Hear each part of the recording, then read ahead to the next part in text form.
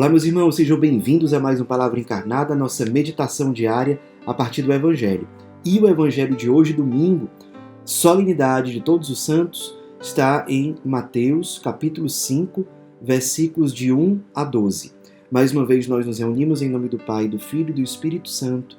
Amém. Vinde, Espírito Santo, vinde por meio da poderosa intercessão do Imaculado Coração de Maria, vossa amadíssima esposa. Vinde, Espírito Santo, vinde por meio da poderosa intercessão do Imaculado Coração de Maria, vossa amadíssima esposa. Vinde, Espírito Santo, vinde por meio da poderosa intercessão do Imaculado Coração de Maria, vossa amadíssima esposa. Diz o Evangelho de hoje. Naquele tempo, vendo Jesus as multidões, subiu ao monte e sentou-se. Os discípulos aproximaram-se, e Jesus começou a ensiná-los. Bem-aventurados os pobres em espírito, porque deles é o reino dos céus. Bem-aventurados os aflitos, porque serão consolados. Bem-aventurados os mansos, porque possuirão a terra. Bem-aventurados os que têm fome e sede de justiça, porque serão saciados. Bem-aventurados os misericordiosos, porque alcançarão misericórdia. Bem-aventurados os puros de coração, porque verão a Deus. Bem-aventurados os que promovem a paz, porque serão chamados filhos de Deus. Bem-aventurados os que são perseguidos por causa da justiça, porque deles é o reino dos céus.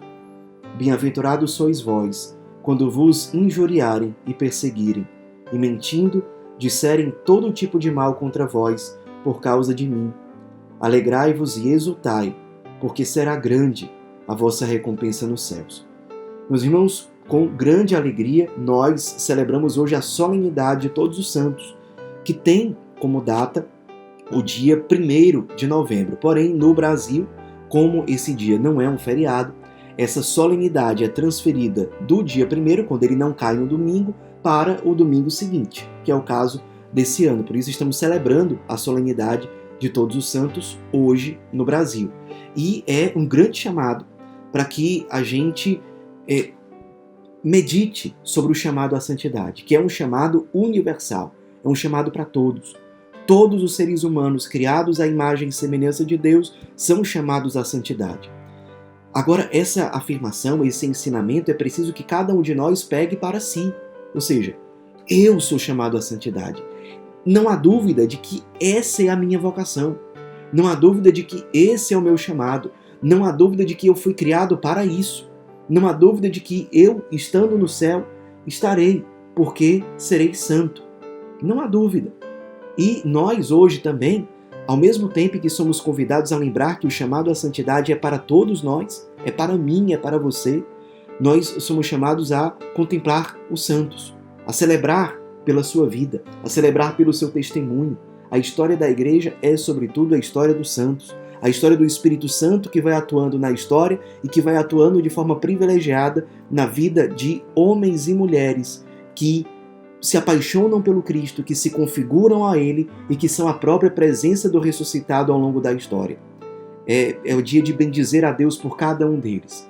São Francisco, Santo Antônio, Padre Pio, nossos baluartes, todos os outros santos. Santos canonizados e santos não canonizados, porque muitos morreram em santidade, muitos estão no céu já na presença de Deus e nós não os conhecemos.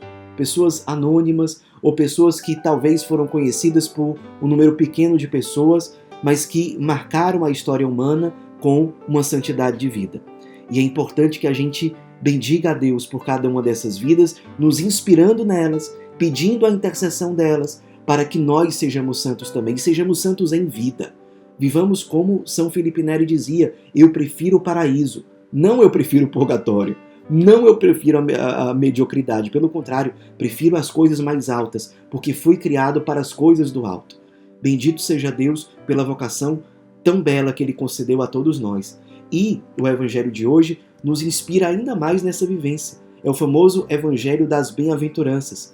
Quando Jesus, lá no capítulo 5, a partir do capítulo 5, ele sobe no monte, diante das multidões ele se senta e começa a ensinar.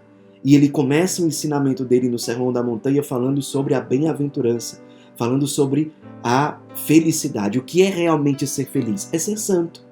E Santo Agostinho e outros padres da Igreja enxergam nas bem-aventuranças um itinerário, ou seja, um caminho para se chegar à santidade, para se chegar à vida feliz. E esse caminho aqui, em poucas palavras, de forma resumida, começa com a humildade. Bem-aventurados ou felizes os pobres em espírito, deles é o reino dos céus. Deus vai começando a reinar na nossa vida quando nós abraçamos a humildade. Não é o meu eu no centro. Eu me descubro egoísta, eu me descubro pecador, mas eu começo a vencer pela graça de Deus essas minhas limitações, aderindo à humildade, cultivando a virtude da humildade que para tantos santos, para tantos místicos da Igreja, é o primeiro passo para a vida santa. Bem na linha do que Jesus nos ensina aqui no Sermão da Montanha. A primeira bem-aventurança é o primeiro passo para a santidade. O segundo, bem-aventurados os aflitos.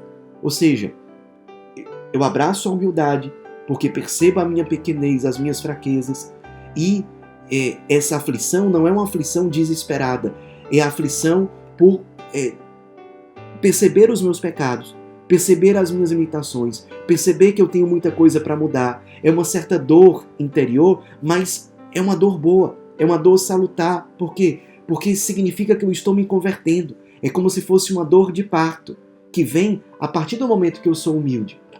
Mas felizes esses aflitos, porque eles serão consolados. A graça de Deus, que gera conversão, que gera ressurreição, vem nos pacificar, nos consolar. Depois, bem-aventurados os mansos, porque depois que eu me aflijo com as minhas fraquezas, com as minhas infidelidades, eu começo a me tornar mais dócil à graça de Deus, à vontade de Deus. Sim, tudo bem, eu percebi as minhas faltas, eu sofri por elas, mas agora é o próximo passo, agora é esperança, agora é docilidade, agora é mansidão. Bem-aventurados aqueles que são mansos, que são dóceis à vontade de Deus, eles possuirão a terra. A terra é símbolo de estabilidade, de segurança. Eles vão ter uma coisa mais firme, não vão ser aquela coisa mais mole, flexível, no sentido de não saber para onde ir, não. A docilidade à vontade de Deus me dá uma estabilidade, me dá uma segurança em todos os sentidos. Eu vou ficando mais firme. E aí vem a quarta bem-aventurança. Bem-aventurados os que têm fome e sede de justiça. Biblicamente, fome e sede de justiça é, na prática, ter fome e sede da vontade de Deus. A vontade de Deus passa a ser aquilo que norteia, aquilo que ordena a minha vida. Eu vou deixando de lado minhas vontades egoístas ou vontades deturpadas de grupos, de pessoas, da sociedade. Por quê? Porque agora o que norteia a minha vida é a justiça, é fazer a vontade de Deus e a promessa, porque serão saciados. Aqueles que colocam em primeiro lugar fazer a vontade de Deus, eles serão saciados plenamente, não com aquilo que passa, não com coisas vazias, mas com Deus mesmo. Quinta bem-aventurança, bem-aventurados os misericordiosos. Por quê?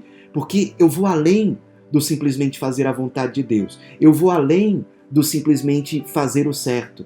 Eu começo a sentir como Cristo sente. É um amor hesed, é um amor misericordioso. Eu começo a fazer o certo não simplesmente pelo fazer, mas por sentir intimamente como Cristo. É a ação do Espírito Santo em mim que vai me configurando ao Cristo. Eu passo a aderir à vontade de Deus não simplesmente por medo de ir para o inferno, porque senão eu não vou poder comungar, porque senão eu não vou fazer aquilo que é certo e isso não é legal. É por algo mais profundo, é realmente por amor, é por misericórdia. E esses misericordiosos, diz Jesus, alcançarão misericórdia. Eles agirão com misericórdia e a misericórdia os alcançará. Eles serão lavados, purificados. Daí vem a sexta bem-aventurança. Bem-aventurados os puros. Por quê? Porque esse agir com amor hesed, esse agir com misericórdia, esse sentir a dor do outro, vai me purificando dos meus pecados. Vai dando espaço para que o Espírito Santo vá agindo em mim e a ressurreição vá acontecendo. Não é só o meu esforço, mas é a graça de Deus que atuando em mim vai me transformando, vai me fazendo mais puro. Depois, a sexta bem-aventurança. Bem-aventurados os que promovem a paz. Promover a paz, biblicamente falando, o que é a paz na Bíblia? É o shalom, é a própria presença abundante de Deus. Ou seja, promover a paz é promover a presença de Deus num determinado local, num determinado contexto. Ou seja, é bem-aventurado aquele que consegue promover a presença de Deus onde ele está. Parece que onde ele está é o próprio Deus que está presente, e realmente é. É aquele negócio que se dizia, já não se sabe mais se é Cristo ou se é Francisco, porque Francisco se configurou ao Cristo. Então, a presença do Francisco santificado é a presença do ressuscitado na história. Esse caminho que começou com a humildade, que passou pelo chorar as próprias fragilidades, que depois foi para a docilidade, que depois foi para fazer a vontade de Deus, que depois se tornou misericordioso, o amor recebe, o amor que sente a dor do outro, que vai ao encontro daquele que sofre, e depois isso vai crescendo, vai evoluindo, até chegar no promover a paz, ou seja, no ser a presença de Deus, no gerar a presença do ressuscitado onde eu estou. E aí, a última bem-aventurança, são duas, mas que muitos santos dizem que é como se fosse uma só. Santo Agostinho diz isso. Bem-aventurados os que são perseguidos por causa da justiça, porque deles é o reino dos céus. Bem-aventurados sois vós quando vos injuriarem, perseguirem, mentindo, disserem todo tipo de mal contra vós por causa de mim, alegrai-vos e exultai, porque será grande a vossa recompensa no céu. Ou seja, é quase que a mesma coisa. A gente poderia contar 7 bem-aventuranças, que é o número da perfeição, ou 8 bem-aventuranças, que é o número da ressurreição.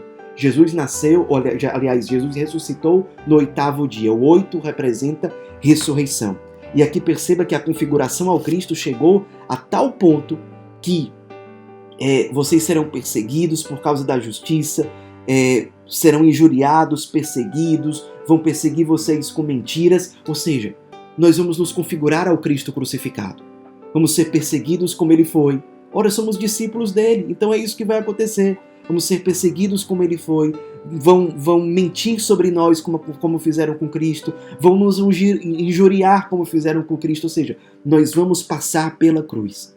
Nós vamos amar como Cristo, que passa pelo sacrifício, que faz da sua vida oferta total.